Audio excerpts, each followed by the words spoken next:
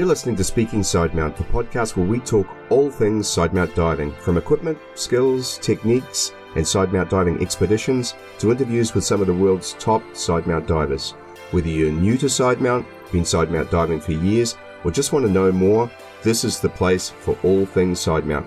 I'm your host, Steve Davis. Let's get wet. Hey, welcome back to Speaking Sidemount. I'm Steve Davis. This week's episode is kindly sponsored by XDEEP, world leader in recreational and technical dive equipment and the developer of the Stealth 2.0 sidemount systems used in the Madagascar cave exploration project. And to share with us on his exploration of the Anjanamba cave system in Madagascar, Africa's longest flooded cave, it's my pleasure to welcome back to the show, Patrick Widmann. For those who may have missed his introduction in the last episode, Patrick is a renowned cave explorer. He's the co-owner of ProTech Dive Centers in Playa del Carmen and Tulum, Mexico, and is the licensee, training director, and resident instructor trainer evaluator for dive agency PSAI Mexico. Together with XDEEP, Patrick developed the Stealth 2.0 range of sidemount systems. So let's get wet on this week's episode. So Patrick, in our last episode, we talked in detail about the XDEEP Stealth 2.0 sidemount systems and how this amazing product was developed. But the proof is really in the XDEEP Stealth being used on projects where these design features allow us to execute our dives. And in your case, Patrick, explore some of the most amazing cave systems in the world. I'm sure our listeners have all seen your videos from the DRSS Madagascar exploration project, but tell us a bit more about the work that you're doing there. It all pretty much started, it started here in Mexico. My main exploration partner is Phillip Lehman, and he started here exploring with a whole bunch of friends where I, joined the exploration on my occasional day off. But the reality is I spend most of my days teaching cave diving and growing ProTech dive centers in what it is today. But here the exploration group started. And then there was this project in the Dominican Republic that I talked about briefly, the El Toro. At this point, they had mapped the first 2.2 kilometers until the dry cave, but we're not sure that it was possible. They did that all still swimming.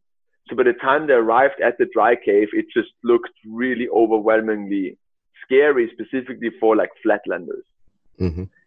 So they had all these stories about, vertical ascent straight out of the water. So I brought drills, 60-meter rope, all the hooks, literally tons of gear.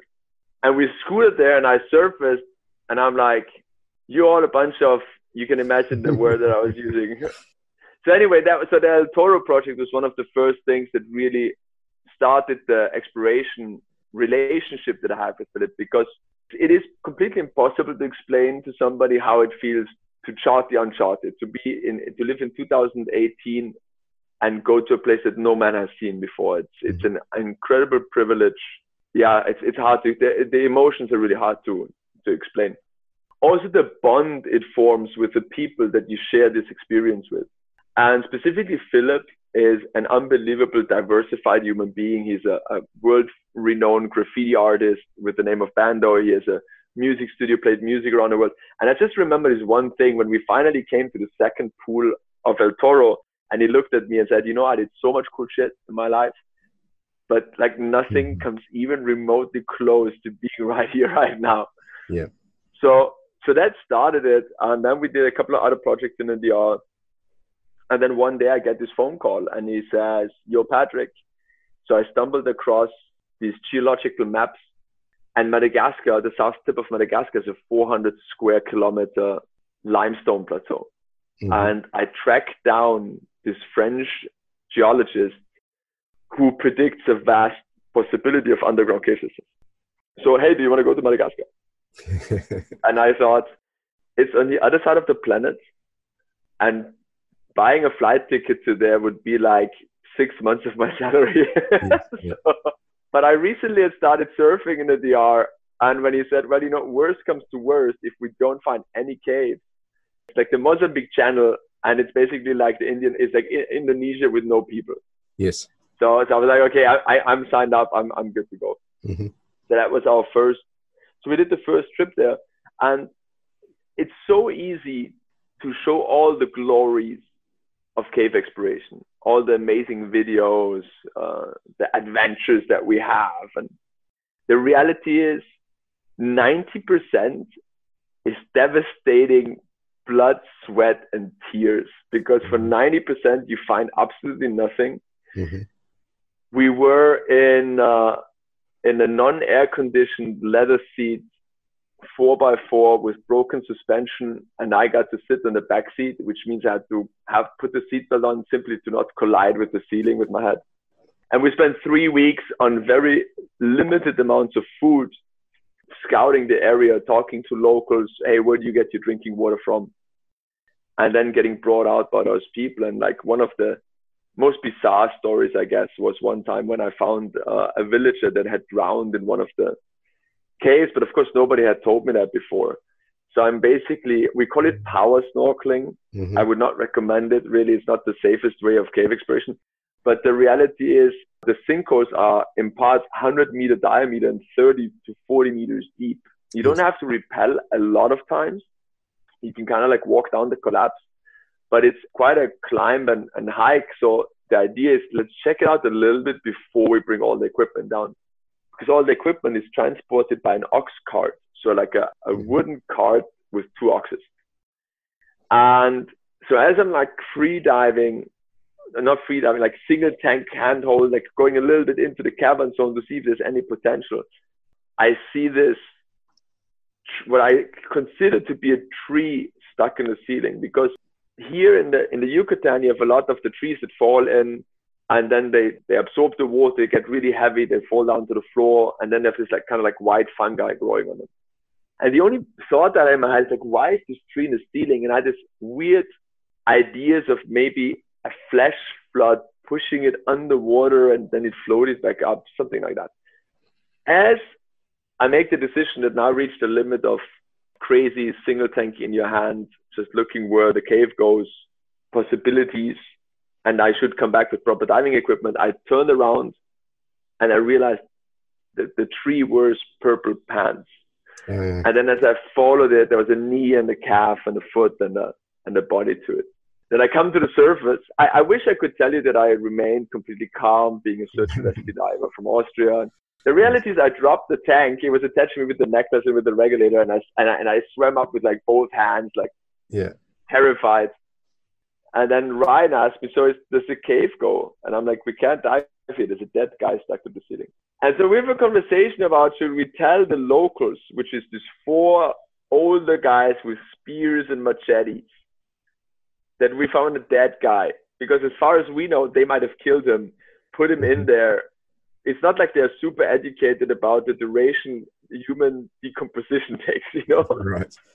So we have this discussion going on, because I asked the translator in French, like, hey, there's a dead guy, should we tell the people? And then the translator says, I don't know.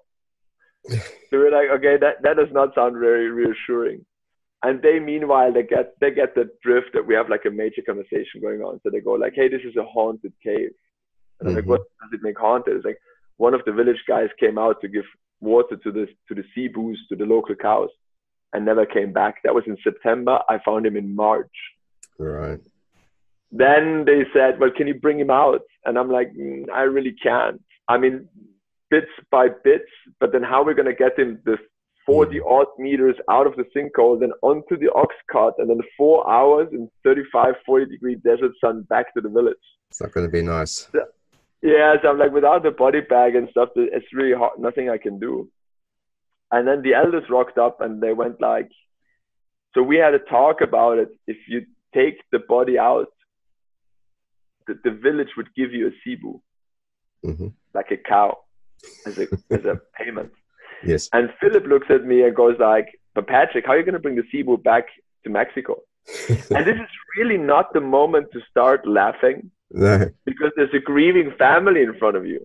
And yet I'm laughing, so I apologize in advance. It was a very peculiar situation. So all Madagascar was like, when we came to Intampolo the first time, we arrived there, we'd driven for 6 hours. There's no roads there, it's only sand. So it's like average speed, 20 clicks per hour, 4x4, shaking left, right, up and down. We had driven for 6 hours. We arrived in Intampolo and we're super starving. But it's a village of like wooden huts. There's no like restaurants or shops. So somebody told us, go to the beach, find some fishermen, maybe they sell you some fish.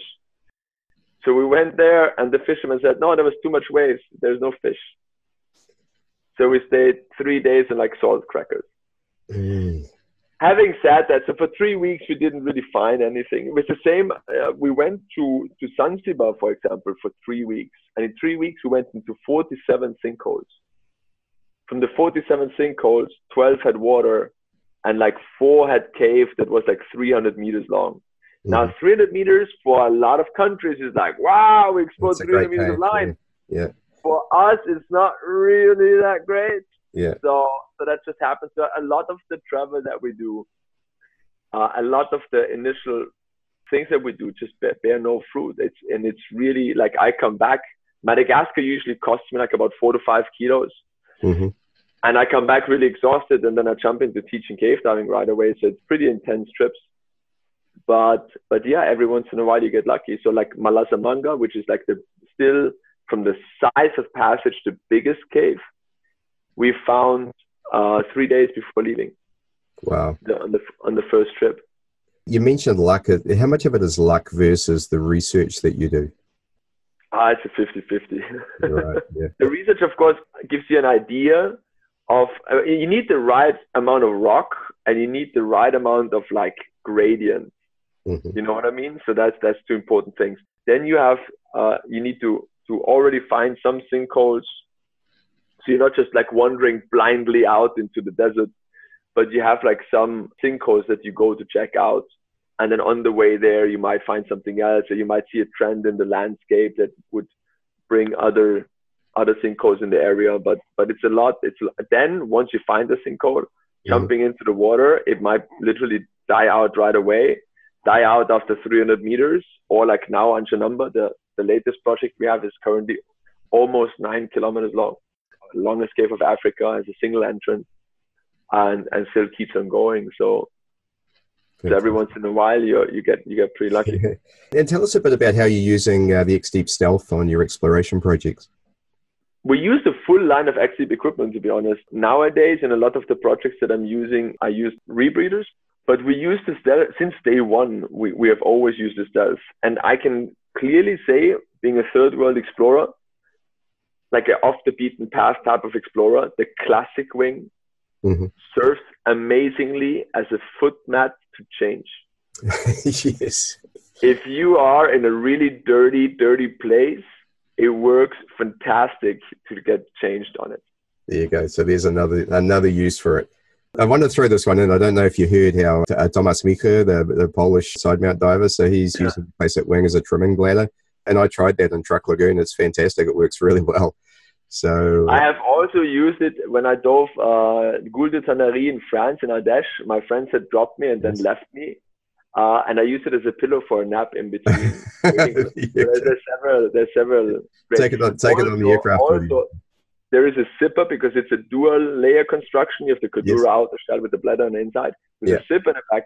And that's where I put my car keys when I'm exploring in, like in places where I'm worried about people stealing my car. Fair enough too. I like the Classic for several reasons. Even like the 2 bungee straps, for me, they work really nice for storing my light cord. At one point, one of the sliding D-rings broke in a really small restrictions because I was not patient enough and used too much force rather than my brain. So the sliding D-ring broke. And I could actually literally take the clip of the tanks, put it in the lower bungee, wrap the bungee around one time. Yes. And I could even still move the tank back and forth. So there's a lot of different ways of using the equipment for sure. So you mentioned CCR diving for your exploration. Are you back mounting those or side mounting? Yes, back mounting. Back mounting. Because I've had some really neat discussions with Steve Bogarts, Brian K. Cook, and Gary Dallas about side mount rebreathers. And some of the interesting aspects for me of that, because I'm a side mount diver, that's the only tech training I've ever done. And I do want to look at rebreather diving, but I don't want to go to back mount. So I know I talked to Gary Dallas. He's been looking at the SF2 and fitting that to his stealth system. And I'm fairly sure that Brian's using the Sidekick with the stealth as well. Is that right? Or Brian uses the Sidekick. The SF2 is used by several people, actually. Marissa Eckert, James Draker were 2 really, really big names in Florida. Yeah. So that is quite common. I think Mikko Passi also. No, there's quite a lot of people that use it. Now, Sidemount rebreathers, for me, I'm not a very, how do you say that? I'm trying not to insult nobody, and I really, truly do not mean to. The world is full of amazing divers. Really, really, really full. And projects such as the Pierce Resurgence, Stanowski with his deep diving, the Finnish guys in the cave up in Norway, Steve Bogarts, a lot of people know Steve Bogarts from the Razor, but the reality is he is an incredible cave diving explorer, literally words to not describe. And Brian, so I have a lot of respect of a lot of these people, Brian Kaycook and so forth and so forth. I mean, they're my heroes, literally 100%. So I don't want that what I say is getting taken the wrong way, but I never did something out of a fashion trend. And for me, a rebreather is a tool to dive deep. And it doesn't have to be 100 meters. It could be an average depth of 20 meters, but I wanted to bottom time. Yes. And side mounting was always a tool for me to dive small cave. That's where my background, that's where it's coming from. Sure. I still dive in doubles, still love it. So for me, I would have to find an environment where the cave is deep and small, which in the place that I can't talk about, I actually found with that no mount restriction. And then I made a post about I need to get a salmon rebreather, and I got like the 15,000 you need to use. I bet. However, 2 days later, I found a restriction where I could squeeze through it. I'm like, yay! because I like freedom a lot, and I really enjoy with the way that my rebreather is configured is I carry my bailout on my back also. So imagine I'm carrying like a set of doubles, but with like, I have an 8-pound radial scrubber. So let's not talk about hours, but with a really, really, really long duration. So the only thing that I have is like this set of 12 liters on my back, so to speak, with an incredible range. So I really like that because it makes my exploring really easy. Sure. The other thing would be transportation. And I'm lucky enough that in the places where I explore, people that carry my stuff are in abundance and they love it. Yeah. So if I would find a cave that's small and deep, or if I would do like multi-sump, so I don't have any Sherpas or anybody that helps me to bring they help me to bring it to the cave, but then in the cave I need to do transport, I would look into Sidemount rebreathers more. But then I would have to start from scratch, I would have to like put in all the time and effort at this point in my life, I just really don't have the time to do that either.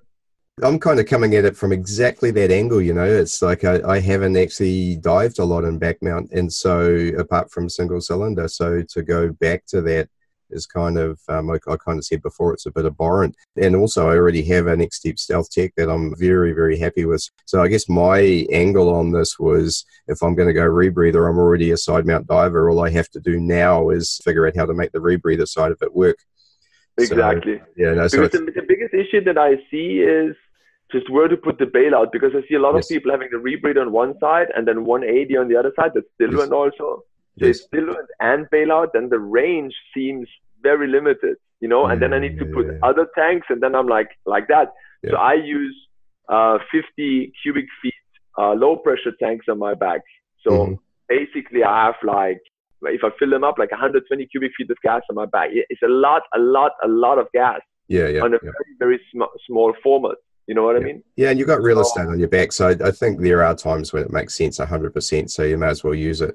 As I said earlier, Gary's Dallas has done some really interesting stuff with that. And he and I dive in a very similar fashion. So we'll talk a lot more about that. This is for the listeners about, side mount rebreathers and back mount versus side mount. And I think we have to be real about where the advantages lie and where they don't. And so, I have a very specific angle on it, and I understand completely where you're coming from. And it's a thing of the future for sure. I mean, dude, if you look at how many side mount rebreathers existed 2-3 years ago, how many do now? Then there's the advantages of like bailout rebreathers for people that do deep ocean diving. Again, I have the advantage of being a cave diver, For me to put tanks in a cave and leave them there is not a big issue. But am I going to end up on a Sidemount rebreather at one point in my life? I certainly hope so. Sure. I certainly hope that at some point I find a cave that is going to put me into that. I'm also 36 years old, so it would be really tragic if I'm not, and if like my diving like stops here and I'm never going to learn nothing new. Don't worry about that. You know, it goes on and on. That's one thing Steve raised as well, was, you know, you're always learning, and even a man of his stature and diving is still learning, and there's always something around the corner. I mean, both Steve and Brian talked about having redundant side mount rebreathers as well. So yeah, I think that's the way to go. Yeah.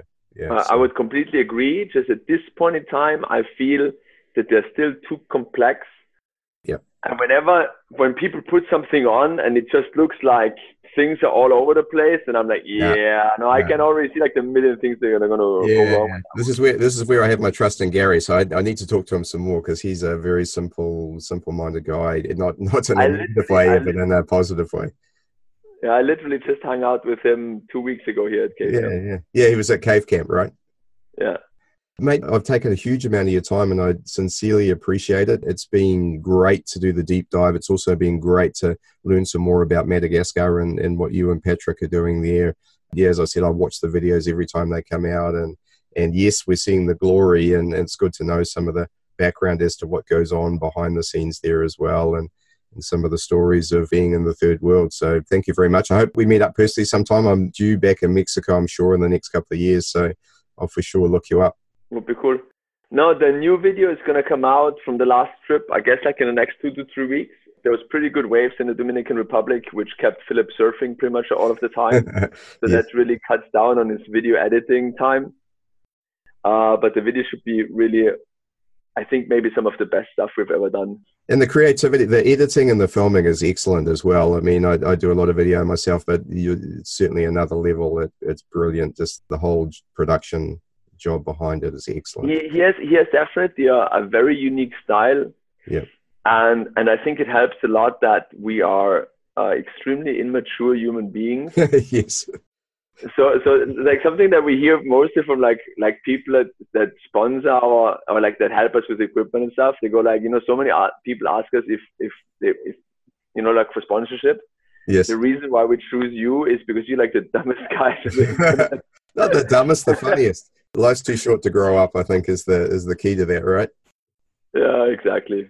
Well, mate, it's been awesome. Thank you very much again, and we'll look forward to catching up in the future. Hey, thanks so much for your time. Thanks for the invitation. It was an absolute pleasure. And hope to meet you in person one day and go cave diving. Yeah, cheers, mate. Wow, what an amazing episode and amazing story about the Madagascar Cave Exploration Project. I hope you enjoyed it as much as I did. I want to thank Patrick Widmann for coming on the show, and I also want to thank again XDEEP for their support, which no doubt helps make this podcast possible. Now, in looking at next week's episode, I'm super excited. We're obviously all aware of the Thai cave rescue of a few months ago, where a group of amazing divers, supported by literally thousands of people, came together to accomplish the rescue that many of us, I'm sure, thought was impossible, or at the very best, unlikely. It's one of the great stories of our generation. Even though it's been one of our most requested interview subjects, I've held back on reaching out to any of the divers involved out of respect for what they had accomplished, and also knowing that the media would have been hounding them for the days, weeks and months following their achievement. So I was really pleased when Eric Brown reached out to me and offered to speak with us all about the rescue. It's an amazing story, and I learned so much more about what really happened from a diver's perspective, and look forward to sharing this all with you in next week's episode on the Thai Cave Rescue. I can't wait. Thanks a lot. You've been listening to Speaking Sidemount from www.sidemountpros.com. If you like the podcast, please subscribe and consider leaving us a 5-star review. If there's something you'd like us to cover on the show, then let us know via our Facebook page listed in the podcast notes. Thanks again, and we look forward to you joining us on our next episode of Speaking Sidemount.